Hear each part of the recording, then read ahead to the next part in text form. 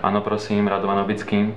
Dobrý deň, tu online tlmočník pre nepočujúcich. Mám na linke nepočujúcu pani, ktorá by s vami potrebovala hovoriť. Ja vám teraz sprostredkujem hovor, nech sa páči. Dobrý deň, ďakujem za informáciu. Dobrý deň.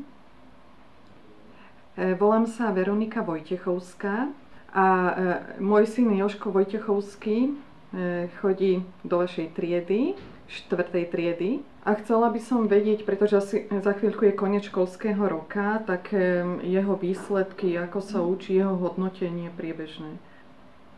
No, mám pred sebou hodnotenie Jožkovej doterajšej polročnej práce.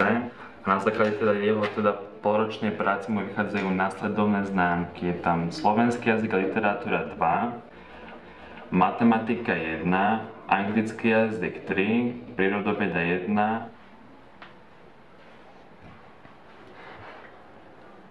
a informatika 1.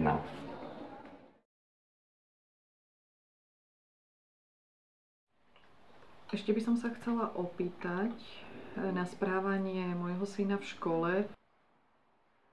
Čo sa týka Jožkovho správania, nie sú s ním vôbec žiadne problémy. Na hodinách nezvykne vyrušovať, v triede je veľmi obľúbený.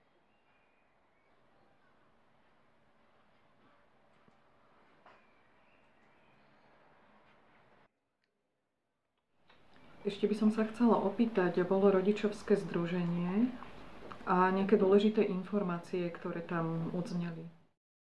Na rodičovskom združení som informoval rodičov ohľadom toho, že 1.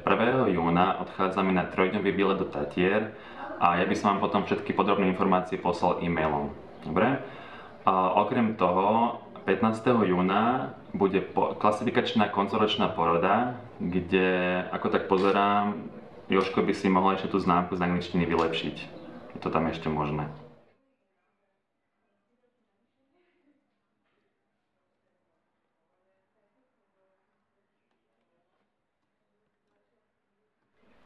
Dobre, tak ďakujem za všetky informácie a prajem vám pekný deň. Ďakujem pekne. Pekný zvyšok dňa. Do počutia.